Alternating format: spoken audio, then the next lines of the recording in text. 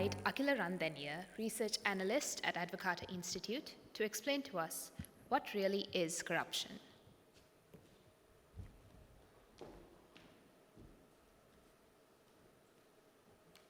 Hello, good morning, everyone. So let's get started. So when we think of corruption and when we speak of corruption, it's a very broad term that we use in general to describe things that happen in our day-to-day life, right? But interestingly, there's a couple of categories of corruption that we need to familiarize ourselves with when we use that broad term. So under this category, right, you have things like bribery, you have things like embezzlement, facilitation of payment, fraud, collusion, extortion, patronage, and nepotism, and things like that. Now, while they all may sound similar, there are several nuances that make it very important for us to be able to distinguish one from the other, and that's a very important thing. Because while they all fall under the umbrella of corruption, it's important to know that these small differences can make a big change when we're defining it, both in a theoretical sense and in a practical sense.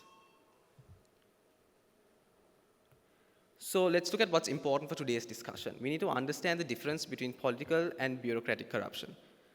So, apologies. So, if you look at the definitions that are given here today, on the onset, they do seem very similar, and to be honest, they can be used interchangeably, right? It all includes the abuse of power and using the private sector agents and actually giving advantage to private sector agents on both ends, right? So they are related, and there's evidence that corruption at the top of a bureaucracy increases corruption at a lower level. And it looks like things like extra payment for the provision of government services, make speed money payments to expedite processes, or to pay bribes to allow actions that violate rules and regulation. Corruption also includes interactions with the public bureaucracy, such as the payment or taking of bribes to kickbacks, or to obtain posts or secure promotions, or the mutual exchange of favors. So what really drives corruption? So there are two schools of thoughts under this, right? You have the principal and agent model, and you have the collective action model. The principal and agent model simply says that there's a principal and there's an agent. And it's a problem with the principal unable to play an effective monitoring role and an oversight role, and this is mostly due to a lack of information.